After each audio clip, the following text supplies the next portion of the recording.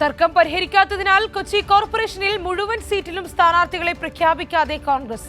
പാർട്ടിക്കുള്ള 65 സീറ്റുകളിൽ 40 സീറ്റുകളിൽ മാത്രമാണ് ആദ്യഘട്ടത്തിൽ സ്ഥാനാർത്ഥികളെ പ്രഖ്യാപിച്ചത്.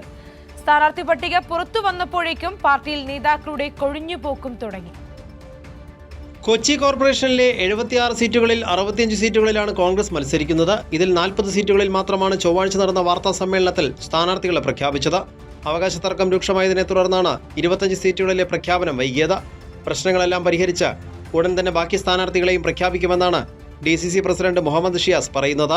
ഞങ്ങൾ ഇന്നലത്തെ കൊണ്ട് ഈ നടപടിക്രമങ്ങളെല്ലാം പൂർത്തീകരിച്ചിരുന്നതാണ്. അപ്പോൾ ബാക്കി ഇന്ന് ജില്ലാ പഞ്ചായത്തിൻ്റെ ചർച്ചകളും അതുപോലെ തന്നെ കോർപ്പറേഷൻ്റെയും രണ്ടും ഒരേ സമയത്താണ് ചർച്ചകൾ നടക്കുന്നത്. ഇന്ന് ഭൂരിഭാഗം സ്ഥലങ്ങളിലെയും ആ സ്ഥാനാർത്ഥി നിർണ്ണയം കൂടി ഞങ്ങൾ പൂർത്തീകരിക്കും.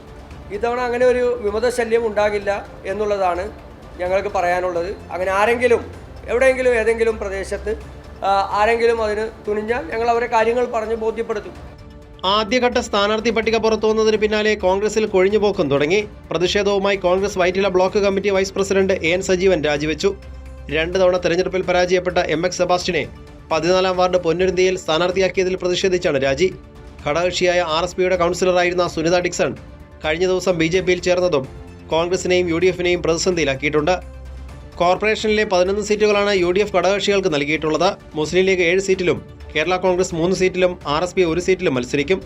CMPക്ക് 1 സീറ്റ് നൽകാൻ നേരത്തെ ആലോചനയുണ്ടായിരുന്നെങ്കിലും ഇതുവരെ ധാരണയായിട്ടില്ല.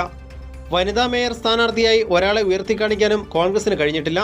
ദീപ്തി മേരി വർഗീസ്, സീന ഗോകുലൻ, ഷൈല തദേവുസ് തുടങ്ങിയവർ ജനറൽ സീറ്റിൽ മത്സരിക്കുന്ന വനിതകളാണ്. കൈരളി ന്യൂസ്, കൊച്ചി.